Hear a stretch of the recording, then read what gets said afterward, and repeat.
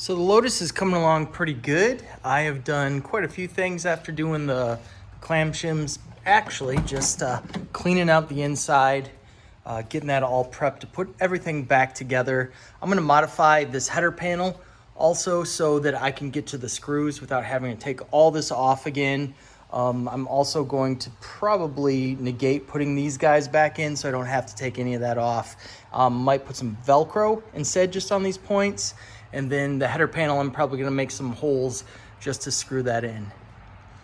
Today though, I have got some heat shielding mat. It's got an adhesive backing. I'm actually going to be putting that on the underside of this clamshell here because my exhaust now has the heat shield taken off. So I gotta protect this clamshell from the heat. So looking at that repair, that looks awesome. Great job on the fiberglass repair, me. All right, so anyways, I'm gonna start getting this mat cut to size and shape and we'll get it stuck on here. And then after that, I'm probably gonna put this clamshell back on the car.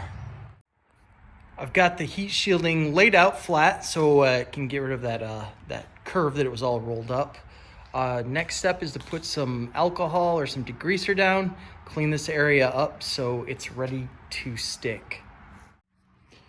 Project is coming along, almost done. Using ruler, scissors, X-Acto knife came in pretty handy too. I've got all of this on there. It's not looking too bad, you know? Pretty even. I've got it on all the areas that need heat protection. Next I've got to cut out the holes where all the mounts come through, but I'm gonna use my X-Acto blade.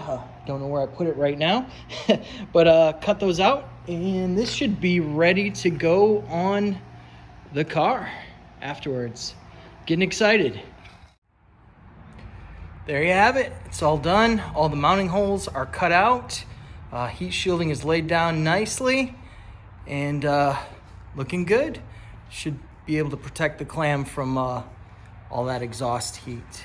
And it's lighter than the factory OEM heat shield. So sticking with the Lotus principles. Okay, the clamshell's back on now after I did the heat shield. Now that it's on the car, I can start to do this exterior here on the outer side. Start to smooth that out and do the body work. Once we get that done, this thing will be ready to paint and rock and roll. I also been working tonight on getting my interior back together.